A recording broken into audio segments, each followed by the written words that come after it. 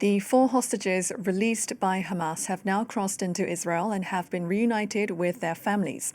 They are accompanied by army medics and are due to undergo an initial medical assessment. Buses carrying Palestinian prisoners have also departed from 2 Israeli prisons. Meanwhile, Prime Minister Benjamin Netanyahu says he won't allow Palestinians to cross into northern Gaza before the issue of a female civilian hostage that had been expecting to be released on Saturday is resolved. Hamas, however, says the civilian hostage Arbel Yehud is alive and will be released next Saturday.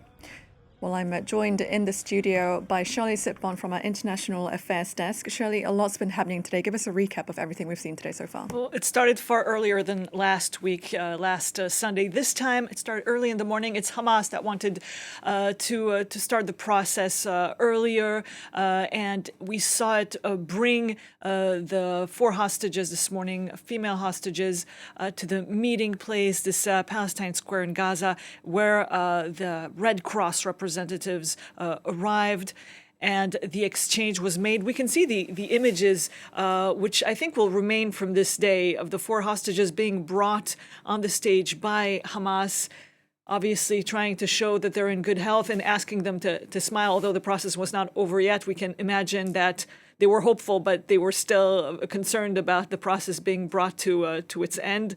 Now, of course, as you've said, they're with their parents. So yes, these images, this is, we're seeing the hostage square. Everyone was following the families of the hostages, and those backing them were there and cheered as the images were showing that the hostages were brought from the Red Cross to the Israeli army, and the Israeli army bringing them to the Israeli border. Now, as you've said, they were examined. They've met with their families. They reunited. They were examined by doctors, and their state of health seems good, which is what people were hoping for. At the same time, as you've said, yes, if we remain on the story of the hostages, yes, there was this hostage, Arbel Yehud, who was supposed to be released today. And in the end, Hamas said yesterday that she will not, with some uncertainty, questions about her state of health, if she was still among the living, because Hamas, according to the deal, was supposed to release at first civilians, living civilians. So there were questions around that.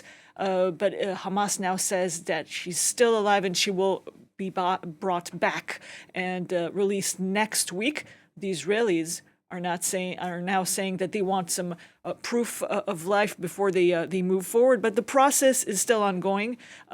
We've seen the Israelis saying, well, if this hostage is not released, well, until she's released, the Palestinians from Gaza will now be able to return north to their hometowns.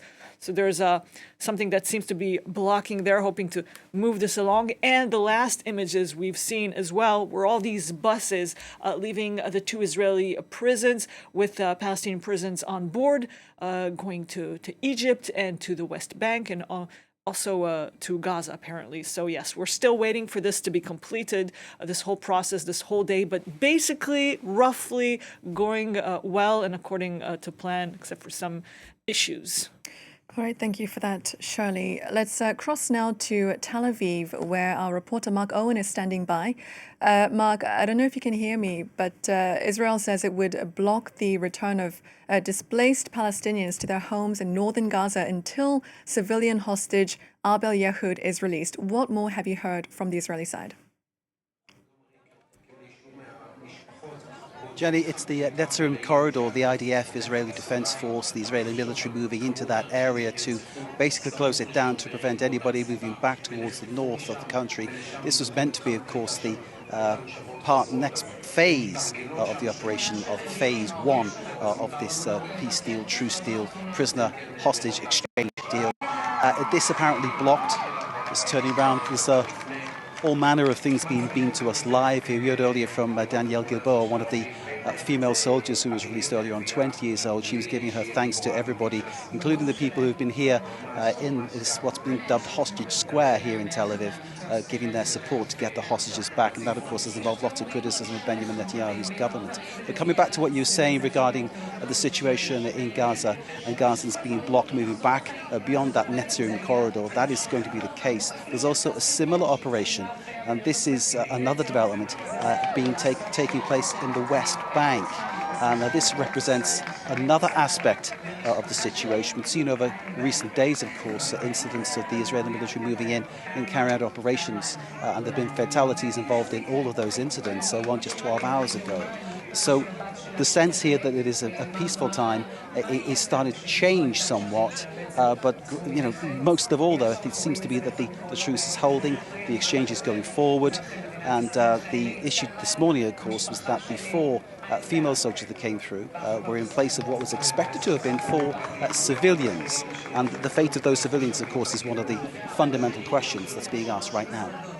Mark, thank you very much indeed for those updates from Tel Aviv.